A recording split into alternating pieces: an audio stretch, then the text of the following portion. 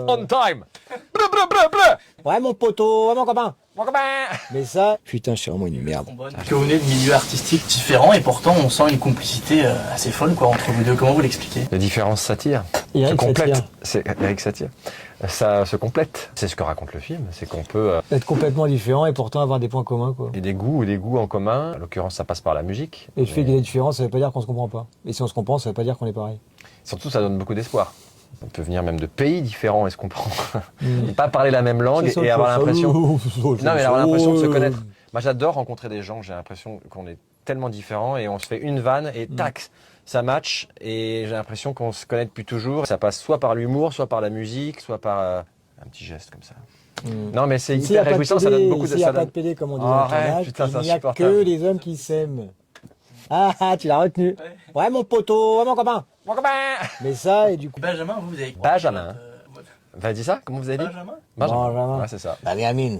Mais du coup Benjamin, On t'as peut tout ça. économisé 2 ans pour acheter ta première batterie, 950 francs. Ouais, et alors je me suis un flash tout à l'heure, j'ai même fait une batterie maison, j'avais une grande caisse en plastique, comme une espèce de grande bassine, qui était ma grosse caisse, et j'avais les poignées en bois de mon barbecue électrique, et quand je tapais dessus, ça faisait un bruit de caisse claire. Ah ouais. Je te jure que c'est vrai. Du coup, j'avais la grosse caisse, la caisse claire, et moi j'avais pris un couvercle de casserole, et ça faisait la cymbale.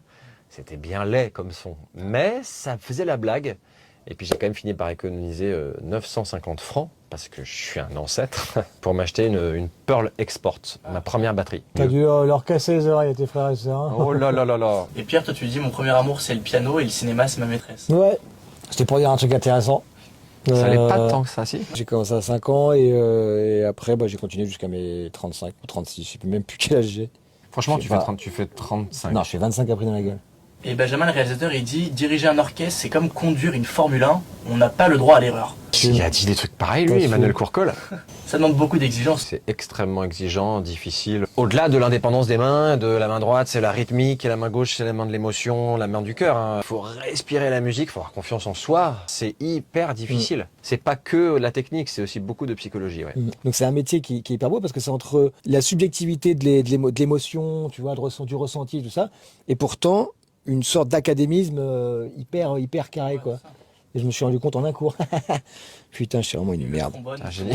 ça Un génie. Ça sonnait toujours juste le trombone que t'as appris avec Estelle, il me semble. Ouais, Estelle Wolf. Qu'on salue. Salut Stell. Salut Estelle. Il y avait aussi Sarah Souko, la pirate, qui avait appris à faire de la trompette. La trompette. Mais ça, et du coup, non, la Norvège, c'est un beau pays. Merci on time. Ah putain, c'est la fin. Mais oui, mais Ah non. c'est rapide.